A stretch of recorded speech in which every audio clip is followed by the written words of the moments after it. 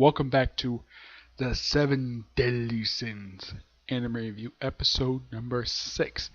This one reviewing the 22nd episode of the Seven Deadly Sins Revival of Commandments, which is technically the second season of the series, and the 272nd manga,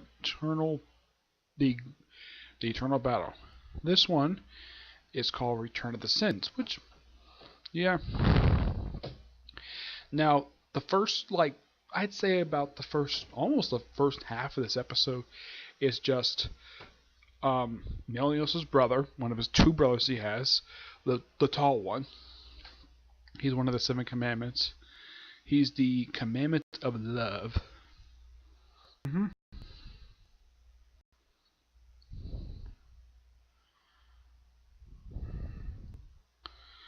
And Alexander basically battles him, and he sort of defeats him.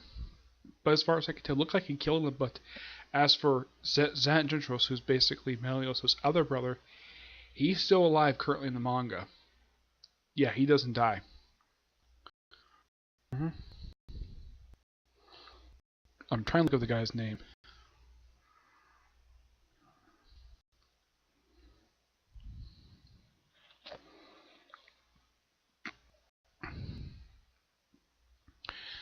Etrosa, yeah, Etrosa. That's basically the guy's name.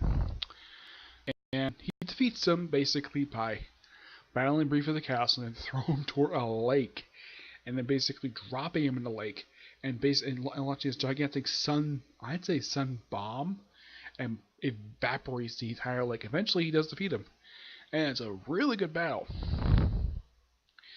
And then we cut to, well, then we have Desiree and her boyfriend, I'd say. Yeah, they're constantly seen together. I'm trying to find out the guy, his name. He's probably one of the very few members who actually has a mustache. At least have a facial hair, aside from, well, the one guy who's replacing the other.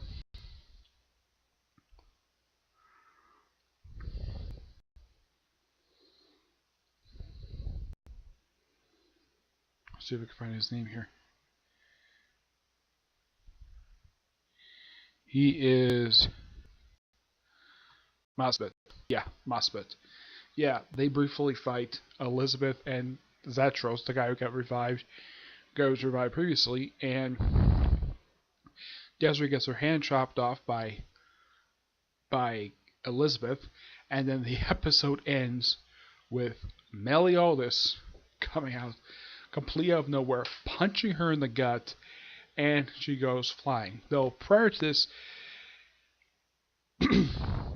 Meswa takes Desiree to a house after they defeat the god, one of the goddesses, who is in the king's brother's body.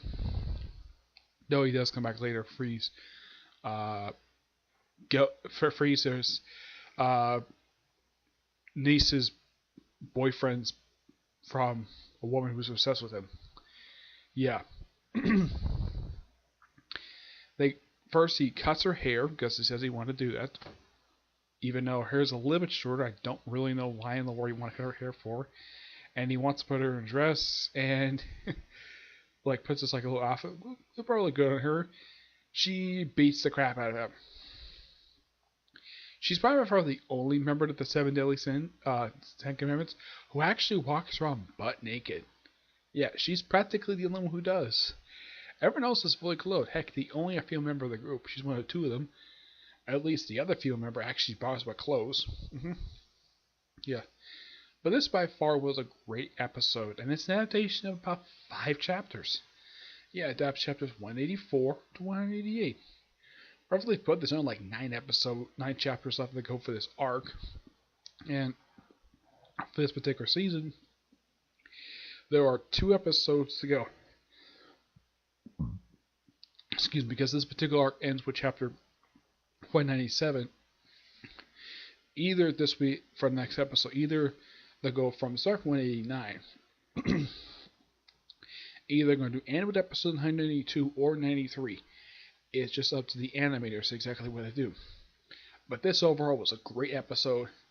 great mess of the plot. I like the fact that Alistar got a chance to shine.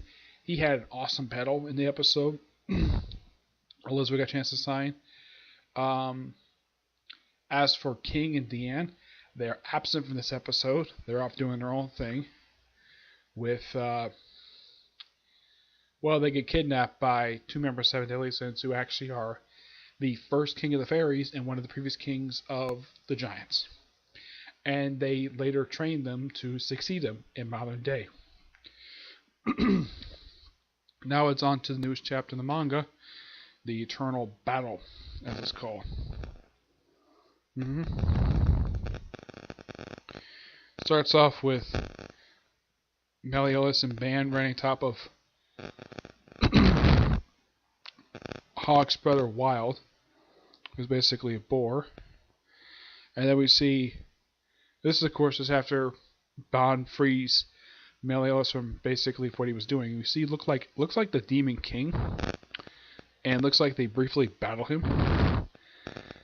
Yeah, and this takes up a good chunk of the chapter. Yeah, this big, huge fight. Meliodas uses his full counter.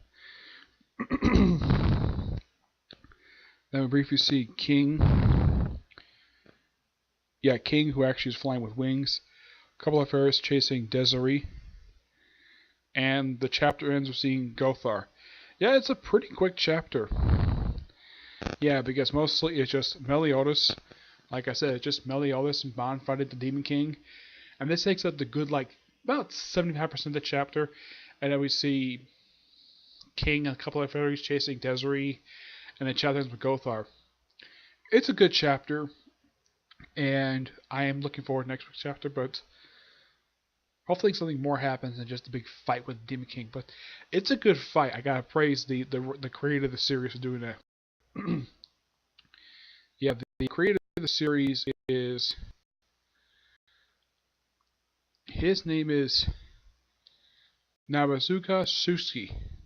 Yeah, that's the name of the creator of the series. I mean, I really enjoy the Seven Deadly Sins manga and the anime, and they're both really good. I'm just a little surprised though that even though the Funimation releases dub episodes for My Hero Academia and Tokyo Read pretty much not long after they come out, I don't know why in the world that for this particular season they haven't released a dub for this one yet. Yeah, it's so bizarre. I have nothing against the sub actors, but I enjoy the dub that they do for the thing. So, where to get the chapter? I'm going to give it a 9 out of 10 because just good. Not bad, just good. Alright, so that's really it for this episode. Trying to think, was anything else I forgot from this episode? Oh yeah, the guy who's possessing the former Chief Holy Knight.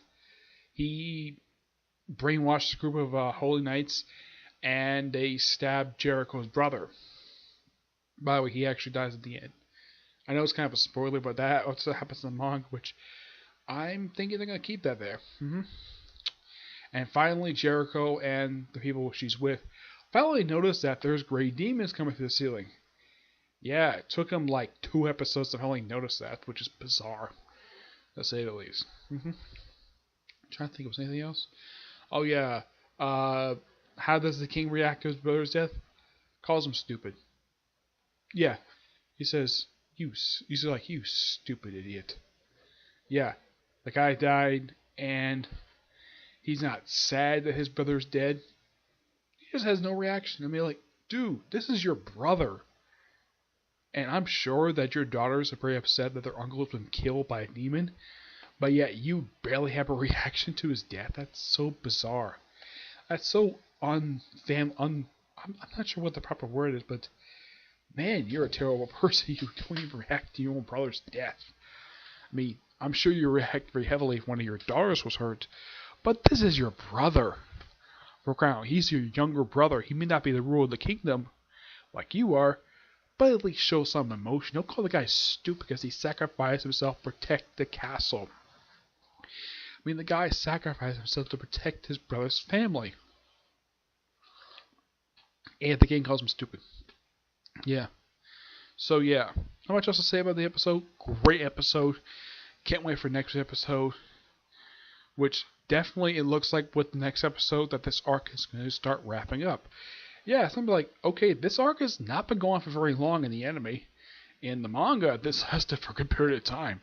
Like about, I think it was like 20 chapters, I think it was. Yeah, because anime, this only started just 2 episodes back, where they finally started this particular arc, and yet they're just speeding right through it. Well, there kind of is a reasoning for that, because the series itself adapts like 4 or 5 chapters an episode. The arc itself started with chapter 179, and it didn't wrap up to like 197. This is roughly a 19 chapter arc. Yeah. Actually started with 178, 97. Yeah, this is roughly 20 chapters. And to me, like, man, this arc is going through pretty quickly. I mean, as of right now, they're only about, I think they're about like a little over halfway through this arc right now. And this is just in 3 episodes. Yeah, because 20 just started the first 2 chapters in this particular arc. 21 did, I think it was like 80 to 83. This one was 84 to 88. So it just depends upon next week. Now, there's only about 9 more chapters left to go. Adaptive. It just depends exactly what the animators want to do. But this particular arc does wrap up a good chunk of, pretty much does kind of wrap up the whole thing, mostly with the 10 Commandments, but they're not limited as about this. It's just that at this point of the manga, their big plan, they're all wrapped up. Like, half of them are eliminated. Though, next up is dealing with Meliodas briefly turned evil. Yeah. So, that's really it for this particular episode. Yeah, I think about the current arc of the series, which is still going on, by the way. It still has wrapped up. Yeah.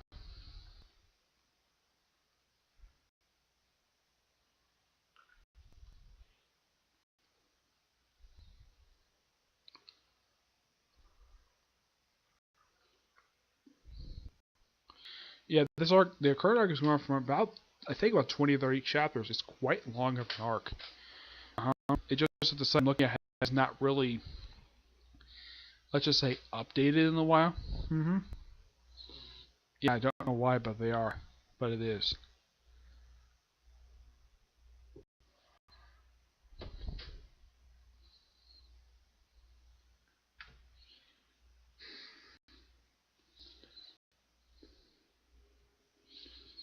I mean, the arc comes right after this is known as the Memories of Holy War.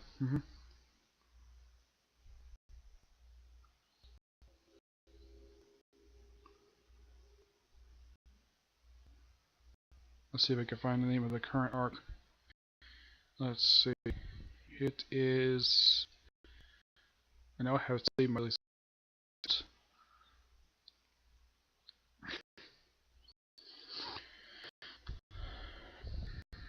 I'm looking up right now.